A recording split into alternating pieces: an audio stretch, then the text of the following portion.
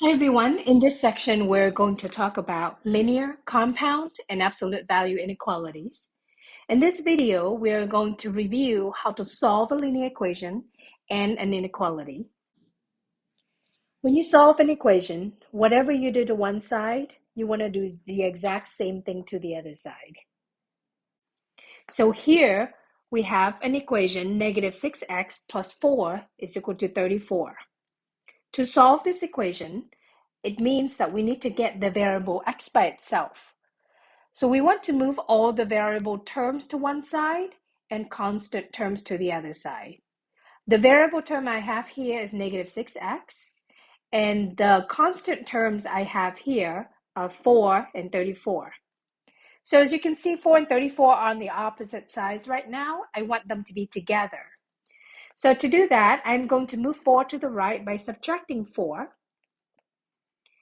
And then on the left, we should have negative 6x left because 4 minus 4 gives you 0, or they cancel. 34 minus 4 gives you 30. Now that we have the variable term on one side, constant on the other side, we can isolate the variable by dividing both sides here by the coefficient of x, which is negative 6. Negative 6 divided by negative 6 gives you 1. 1 times x will just give you x. Or we can say negative 6 and negative 6 cancel. 30 divided by negative 6 gives you negative 5. So the answer is x is equal to negative 5.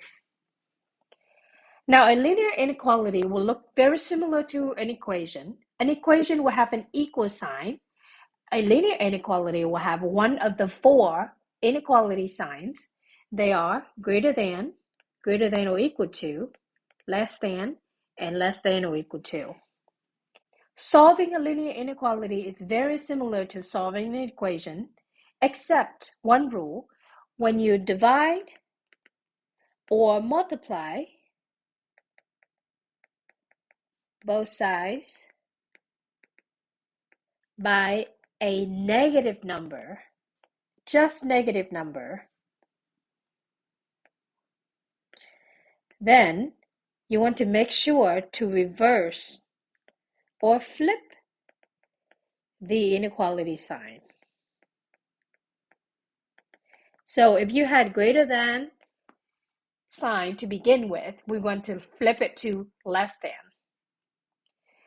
So now we have this inequality, negative 6x plus 4 is less than 34. It looks almost exactly like the equation that we just solved. The process is the same. You want to move 4 over to the right by subtracting 4 from both sides. Then you're left with negative 6x, and on the other side is 30. Now, when you divide both sides by negative 6 to get x by itself, because we are dividing by a negative number at this point, you want to flip the inequality sign from less than to greater than. And then on the other side, we have negative 5. Please note that you will only flip the inequality sign if you are multiplying or dividing by a negative number. If you do that with a positive number, please do not flip the inequality sign. We're going to graph the solution on a number line, the real number line. The way the real number line behaves is the further you move to the right, the bigger the numbers. You can go all the way to infinity.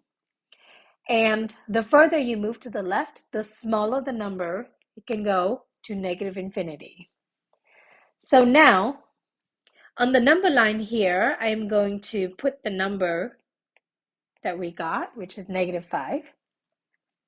If it was an equation where we get x is equal to negative 5 up here, and let's say you have to graph that solution, then the answer would just be one single dot, a solid dot, negative 5. But now, the answer for the inequality is x is greater than negative 5. That means we're accepting any value that is greater than negative 5, and there are infinitely many of them. So on the number line, we're going to shade a whole section that we think is the answer. Greater than negative 5 means anything to the right of -5 on the number line. It goes from -5 all the way to infinity.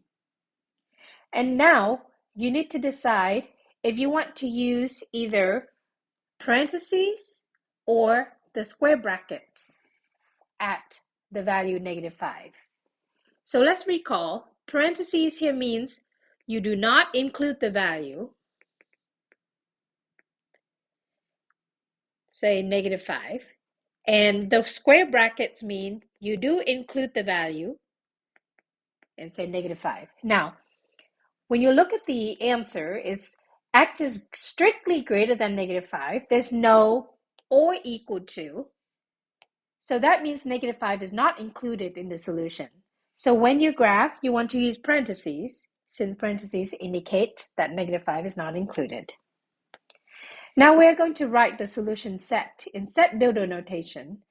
Anytime you want to write a set notation, you use the curly brackets. So in set builder notation, first we are listing the variable that is in the problem, which is the variable x. Then you draw this vertical line, which in math, it means such that.